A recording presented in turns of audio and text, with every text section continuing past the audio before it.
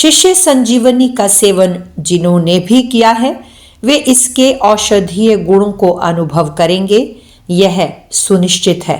अपने व्यक्तित्व में उन्हें नए परिवर्तन का एहसास होगा।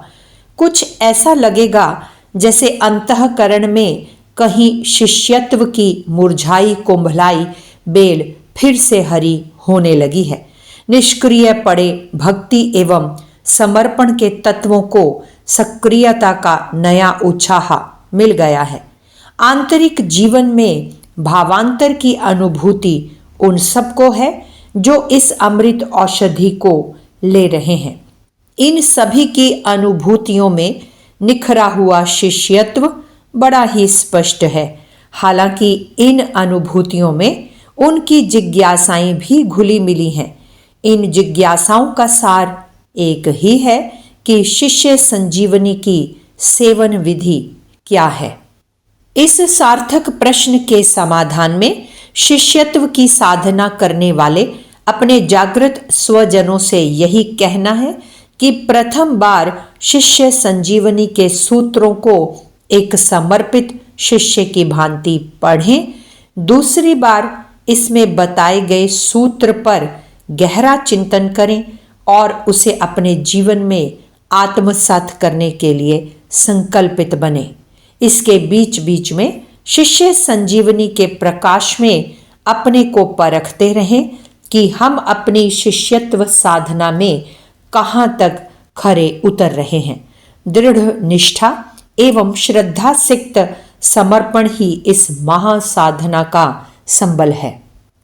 जिन्होंने अपने अंतर जीवन में यह पूंजी जुटा ली है उनके लिए शिष्य संजीवनी का दूसरा सूत्र है, जीवन की तृष्णा और सुख प्राप्ति की चाहत को दूर करो, किंतु जो महत्वाकांक्षी हैं उन्हीं की भांति कठोर श्रम करो। जिन्हें जीवन की तृष्णा है उन्हीं की भांति सभी के जीवन का सम्मान करो। जो सुख के लिए जीवन यापन करते हैं उन्हीं की भांति सुखी रहो। अपने हृदय के भीतर पनपने वाले पाप के अंकुर को ढूंढकर उसे बाहर निकाल फेंको। यह अंकुर श्रद्धालु शिष्य के हृदय में भी यदा कदा उसी तरह पनपने लगता है जैसे कि वासना भरे मानव हृदय में। केवल महावीर साधक ही उसे नष्ट कर डालने में सफल होते हैं। जो दुर्बल हैं वे तो उसके बढ़ने पनपने के साथ ही नष्ट हो जाते हैं। यह अनुभव सभी महान शिष्यों का है। शिष्य के जीवन में तृष्णा और सुख की लालसा की कोई जगह नहीं है। मजे की बात है कि तृष्णा और सुख की लालसा किसी को भी सुखी नहीं कर पाती। हालांकि प्रायः सभी इसमें उलझे रहते हैं। ऐसे लोगों के लिए जीवन आज में नहीं है, आने वाले कल में है। भविष्य में जीवन को खोजने वाले अपने वर्तमान से हमेशा असंतुष्ट असंतृप्त बने रहते हैं। इस सच्चाई का एक पहलू और भी है। जो तृष्णा और सुख की लालसा से अपने आप को जितना भरता जाता है वह उतना ही अपने अहंकार को तुष्ट और पुष्ट करता रहता है, जबकि अहंकार का शिष्यत्व की साधना से कोई मेल नहीं है। शिष्यत्व तो समर्पण की साधना है जिसका एक ही अर्थ है अहंकार का अपने सद्गुरु के चरणों में विसर्जन। हालांकि इस समर्पण विसर्जन के साथ भी कई तरह के भ्रम जनमानस में व्याप्त हैं। कई लोगों का सोचना है कि जब हमने समर्पण कर दिया तब हम फिर कुछ काम क्यों करें। जब तृष्णा नहीं, सुख की लालसा नहीं, तब फिर मेहनत किस लिए। ये सवाल दरअसल भ्रमित मन की उपज हैं। जो जानकार हैं वे जानते हैं कि समर्पण और श्रद्धा का मतलब निकम्मापन या निठल्ले बैठे रहना नहीं है, बल्कि इसका अर्थ है सत्य के लिए, अपने गुरुदेव के लिए स्वयं को संपूर्ण रूप से झोंक देना। इस संबंध में रमण महर्षि कहा करते थे, यह कैसी उलट बांसी है कि मिट्टी की खोज में आदमी सब कुछ लगा देता है, पर अमृत की खोज में कुछ भी नहीं लगाना चाहता। जबकि शिष्य तो वही जो गुरु के एक इशारे पर जीवन पर्यंत अटूट और अथक श्रम करता रहे। केवल शिष्य ही जीवन का सच्चा ज्ञाता होता है, इसीलिए उसे जीवन की महान संभावनाओं को उजागर करने में तत्पर रहना चाहिए। यह तभी संभव है जब उसके मन में अपने और सभी के जीवन का सम्मान हो, साथ ही वह सुख के लिए इधर उधर भटके नहीं, बल्कि अपने कर्तव्य पालन में सुख की अनुभूति करे। भगवान बुद्ध का कथन है कि इस संसार में सुखी वही है जिसने सुख की वासना छोड़ दी है। वास्तविक दुख तो वासनाओं का है। जो जितना ज्यादा वासनाओं, कामनाओं एवं लालसाओं से भरा है, वह उतना ही ज्यादा दुखी है। वासनाओं और लालसाओं के छूटते ही अंतश्चेतना में शांति और सुख की बाढ़ आ जाती है। सब तरफ से सुख ही सुख बरसता है। समूची प्रकृति हर पल मन अंतःकरण को सुख से भिगोती रहती है। समर्पण, श्रमशीलता के साथ शिष्य को हर पल जागरूक भी रहना जरूरी है। उसे हमेशा सजग रहना पड़ता है कि कहीं कोई दुर्विचार, कोई बुरा भाव तो उसके अंतःकरण में नहीं पनप रहा, कोई पाप तो उसकी अंतर्चेतना में अंकुरित नहीं हो रहा।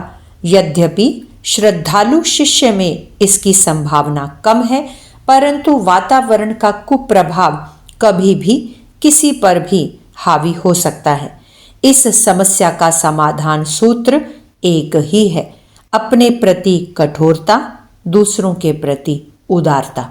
औरों के प्रति हमेशा प्रेमपूर्ण व्यवहार करने वाले साधक को अपने प्रति हमेशा ही कठोर रहना पड़ता है, हमेशा ही अपने बारे में सावधानी बरतनी पड़ती है। अंतर मन में वर्षों के, जन्मों के संस्कार हैं। इनमें भलाई भी मौजूद है और बुराई भी। प्रकृति ने परत दर परत इनकी बड़ी रहस्यमय व्यवस्था बना रखी है। ऊपरी तौर पर इसे जानना, पहचानना, समझना आसान नहीं है। बड़ी मुश्किल पड़ती है इस गुत्थी को सुलझाने में। जो बहुत ही ध्यान परायण हैं, जिनका अपने गुरु के प्रति सच्चा समर्पण है, वही इनके जाल से बच पाते हैं। अन्यथा अचानक और औचक ही इसमें फंसकर अपना और अपनी साधना का सत्यानाश कर लेते हैं। पौराणिक साहित्य में ऐसे कई कथानक हैं जिन्हें पढ़ने से पता चलता है कि बहुत ही समर्थ साधक वर्षों की निरंतर साधना के बावजूद एक दिन अचानक अपना और अपनी साधना का सत्यानाश करा बैठे। महर्षि वाल्मीकि रामायण के आदि कांड में ब्रह्म ऋषि विश्वामित्र की कथा कुछ ऐसी ही है। त्रिशंकु को सदेह स्वर्ग भेजने वाले विश्वामित्र को अपनी साधना में कई बार स्खलित होना पड़ा। ऐसा केवल इसलिए हुआ क्योंकि उन्होंने अपने ऊपर सजग दृष्टि नहीं रखी। शिष्य का पहला और अनिवार्य कर्तव्य है कि वह अपने गुरुदेव के आदर्श को सदा अपने सम्मुख रखे। गुरु चेतना के प्रकाश में हमेशा स्वयं को परखता रहे कि कहीं कोई लालसा, वासना तो नहीं पनप रही, कहीं कोई चाहत तो नहीं उमग रही।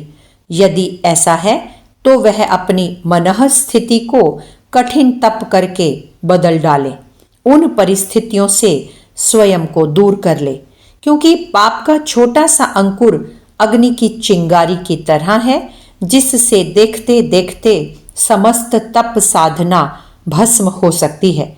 इसलिए शिष्यों के लिए महान साधकों का यही निर्देश है कि जीवन की तृष्णा एवं सुख की चाहत से सदा दूर रहो। इस सूत्र को अपनाने पर ही शिष्य संजीवनी का अगला सूत्र प्रकट होगा, जिसके द्वारा शिष्यत्व की साधना के नए वातायन खुलेंगे, नए आयाम विकसित होंगे। पुस्तक शिष्य संजीवनी, लेखक डॉक्टर प्रणव पंड्या। अगर आपको हमारी यह वीडियो पसंद आई हो तो इसको लाइक करें, कमेंट और शेयर जरूर करें और हमारे YouTube चैनल ऋषि चिंतन को सब्सक्राइब भी कर लें। साथ ही बेल आइकन को भी दबाएं ताकि आपको आने वाली वीडियोस की नोटिफिकेशंस मिलती रहें। धन्यवाद।